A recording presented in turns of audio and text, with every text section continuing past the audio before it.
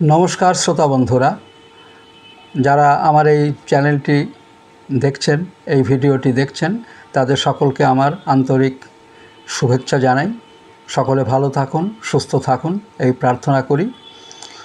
আজকে আমি যে ভিডিওটি বা যে এপিসোডে আমরা আলোচনা করব, এই বিষয়টি নিয়ে কিন্তু আগের কয়েকটি ভিডিওতেই আলোচনা করা হয়েছে।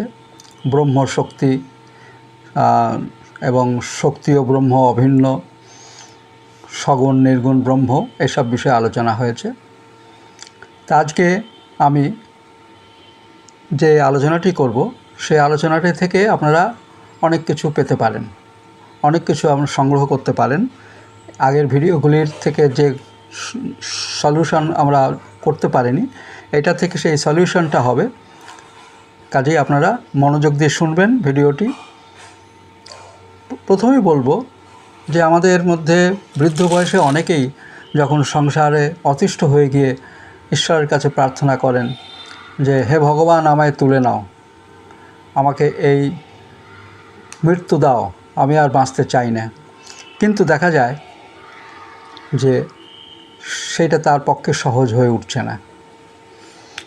তো যাই হোক, তো এইটি কিন্তু শক্তির এলাকার মধ্যে পড়ে, মহামায়ার এলাকার মধ্যে পড়ে। আমি এটা থেকে একটু পড়ে শোনাচ্ছি।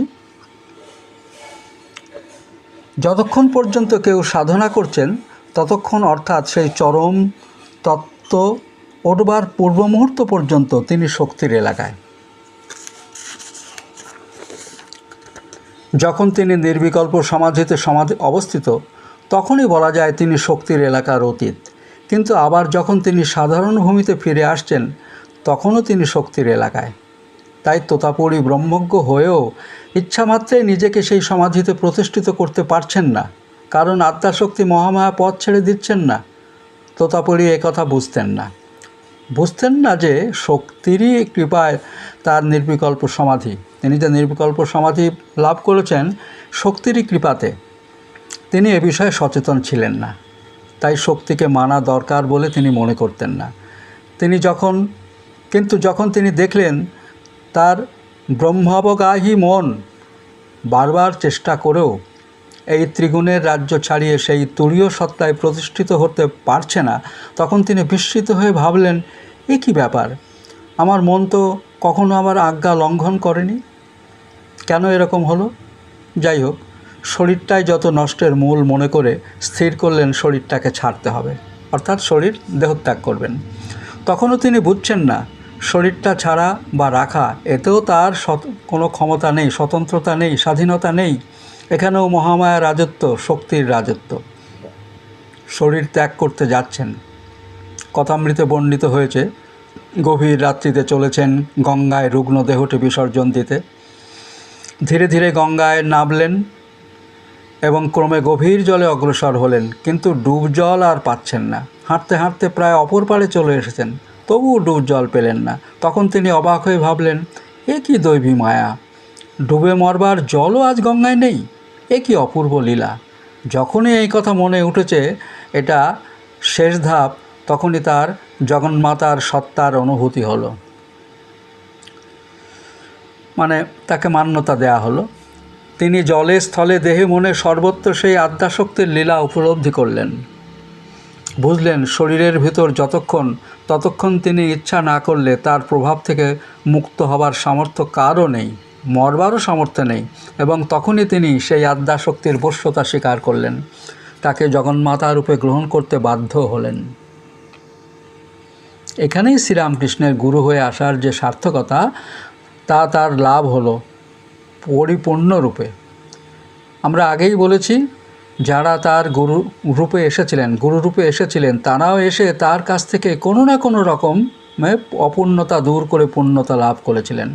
তোতাপুরীর এই পূর্ণতা লাভ আমরা এখানে দেখছি।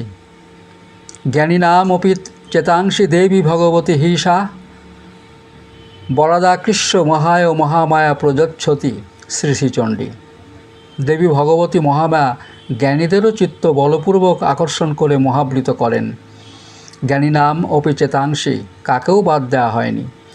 শরীরধারী মাত্রকে তা তিনি যত বড় জ্ঞানীই হন না কেন, মহামা ইচ্ছামতো নিজের হাতের পুতুল করে ব্যবহার করতে পারেন।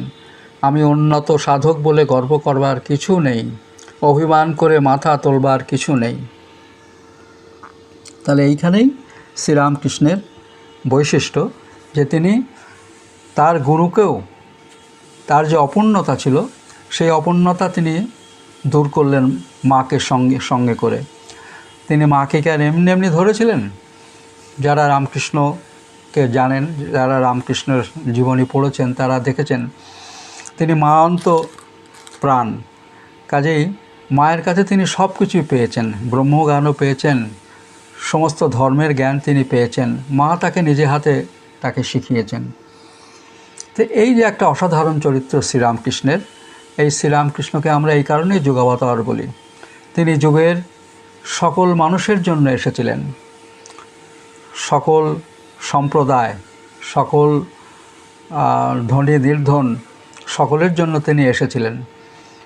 কেন এসেছিলেন? চৈতন্য দিতে।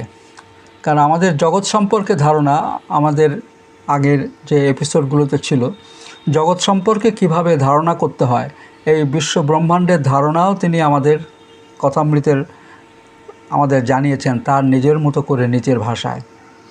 এই যে একটি অসাধারণ তত্ত্ব তিনি আমাদের কথামৃতে দিয়ে রেখেছেন।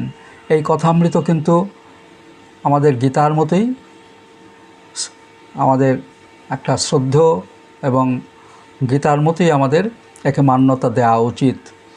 কথামৃত কিন্তু তার মুখের অমৃত।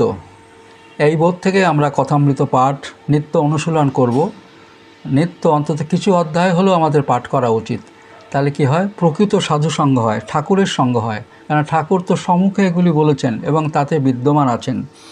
কাজে এইভাবে যদি আমরা কথামৃতকে পাঠ করি, তাহলে তার গুরুও যেখানে অপূর্ণতা দূর করছেন, তা আমরাও তার কৃপাতে আমরা অপূর্ণতা দূর করতে পারি।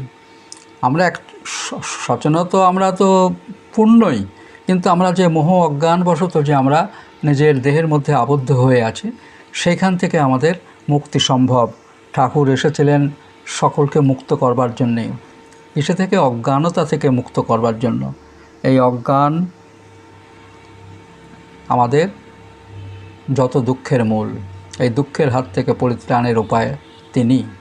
মহামায়াকে আমাদের নমস্কার, ঠাকুরকে নমস্কার জানিয়ে আজকের ভিডিও এখানেই এপিসোড আমি শেষ করছি। সকলে ভালো থাকবেন, সুখে থাকবেন, ঠাকুরের উপরে ভক্তি শ্রদ্ধা হোক, ভক্তি বৃদ্ধি হোক, এই প্রার্থনা করে আজকের মতো এইখানেই ভিডিওটি শেষ করলাম। নমস্কার।